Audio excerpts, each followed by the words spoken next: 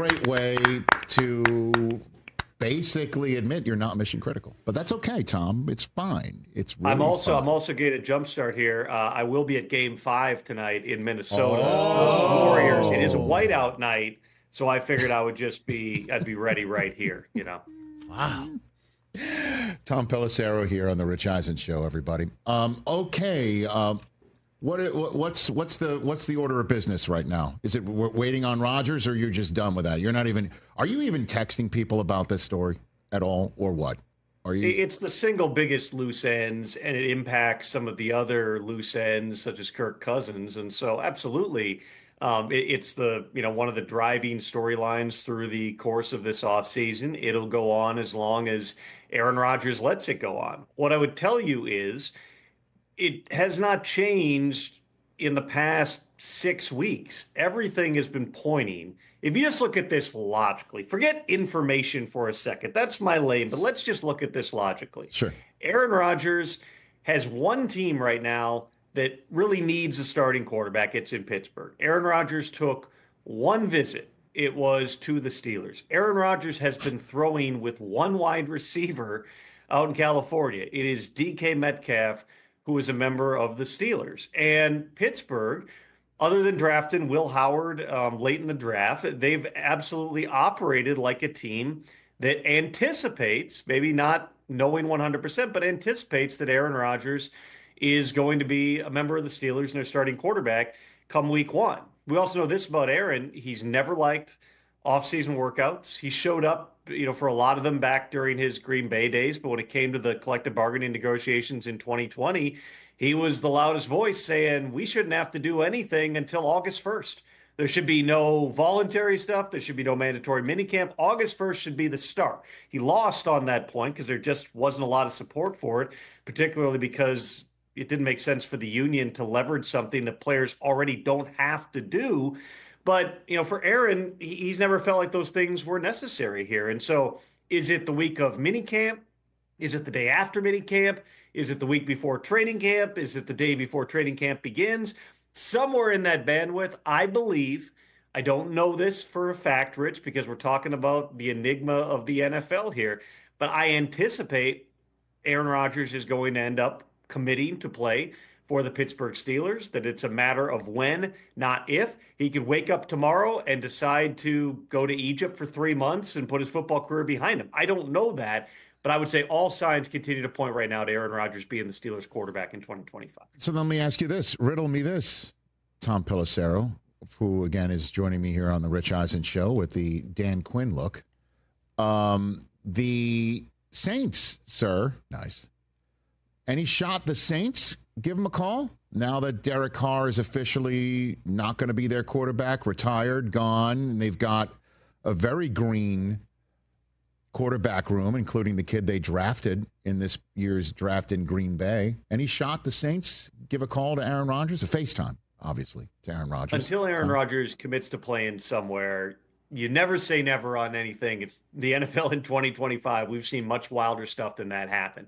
I would say, based on what I know about the Saints, they've been aware of the retirement possibility for over a month with Derek Carr. They've known that there's an issue with his shoulder. They've known that Derek Carr, really even through the conversations about his contract and otherwise, didn't express a great deal of interest necessarily in wanting to continue to play for the Saints. And that's why they proceeded the way they did. That's why they drafted Tyler Shuck, who granted didn't start a ton of games, but did play 7 years of college football and has a foundation in a lot of different offenses, and his, perhaps the most pro-ready quarterback in this entire draft, just in terms of his knowledge base, the responsibility he had at the line of scrimmage in Louisville and otherwise. But also, Kellen Moore coming in. They still have veterans on the roster. Tyrann Mathieu still there, Cam Jordan, Demario Davis.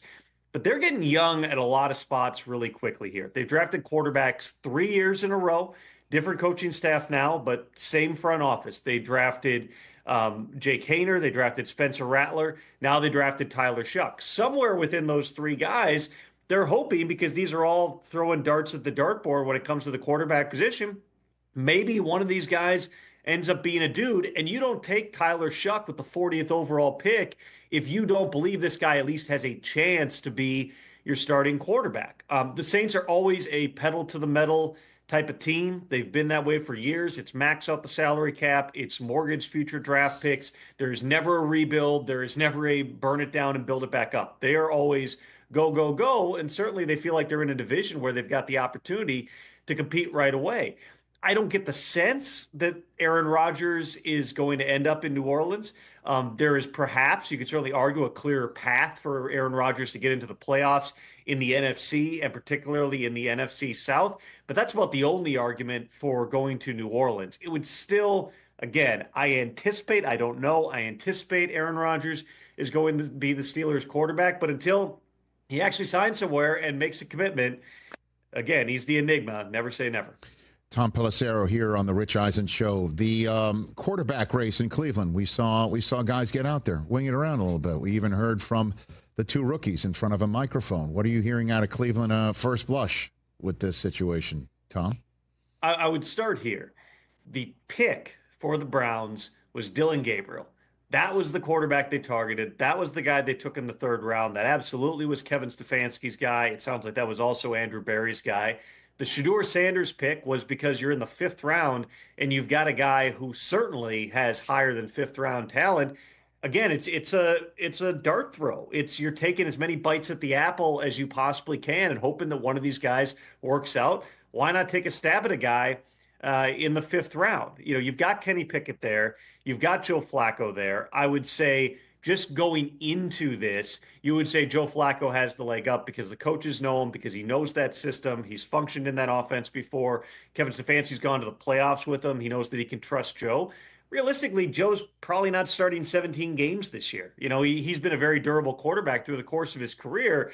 But, the odds that at 41 years old, I believe he is, that he's going to play the entire season, you'd probably say that that's an unlikely type of a scenario. So based on what I hear, it sounds like it's wide open. It sounds like they're going in with open minds into this competition. The real question is going to be, it's one thing and I know that Kevin Stefanski said, don't read too much into the reps and rookie minicamp. It's very, very early. There's plenty of reps to go around.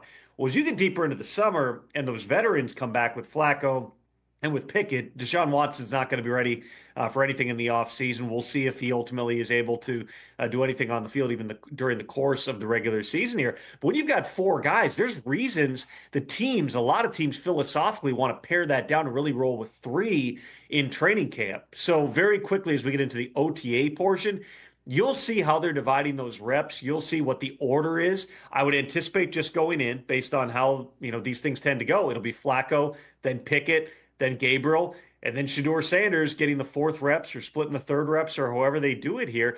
But that's got a chance to evolve. And by the time we get to training camp, I would certainly think that Kevin Stefanski is going to want to have a real good idea of, okay, here's the 2 or 3 guys we've got to give those reps to.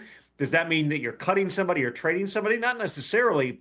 But it does mean you're going to be shifting those reps in a certain direction. That'll give us an early read on how they're looking at that position going into 2025. Well, I don't know. What do we give, guys? Mid-June till we hear the Shedeur's not that bad stories. Shedeur is not, we're not seeing any indication of any of those, off the field, look at me, red flags. He's actually a pro. He knows the grindstone. You already getting those stories coming out of Cleveland, Tom? Or am I just, am I front-loading it right now? Well, I would say this, nobody in terms of Shedeur Sanders' approach, his work ethic, his study habits, nobody said a bad word about that through the course of the process. It was a lot of other different things that went into the Shedeur evaluation. So I have no doubt that he's going to come in and he's going to do things the right way in terms of how he is in meetings and how he is on the practice field. I would say, let's see what's happening if we get into June and July and Shedeur is, getting the third, fourth reps. Maybe he rises before that. If he doesn't, then I think, Rich, you're going to hear less of the, boy, Shedeur's not that bad.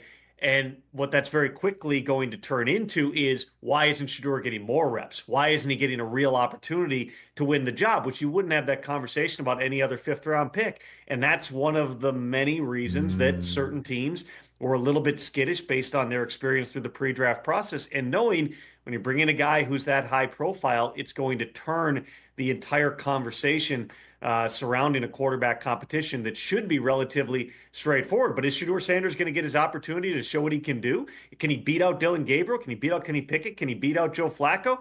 There's nothing saying that he can't, but again, we'll get a better idea once those veterans are out on the practice field, how they're dividing those reps and trying to manage a quarterback competition. Because I know I've heard coaches say before, there's no real quarterback competitions. We all know going in kind of how this is going to go. You very quickly get that sense. Let's see how Kevin Stefanski sets it up through the course of the process. Who gets those reps in June, July, and in the preseason games? All right, a few minutes left to have with Tom Pelissero. We talk about unicorns quite a bit. Looks like we have one in Baltimore, Tom. A 30-year-old running back getting paid like Derrick Henry just got paid. Walk me through the Ravens' mindset here, Tom. Well, Derrick Henry, there's no doubt, was one of the best bargains in football last year. It's a 2-year, $18 million deal that he signed.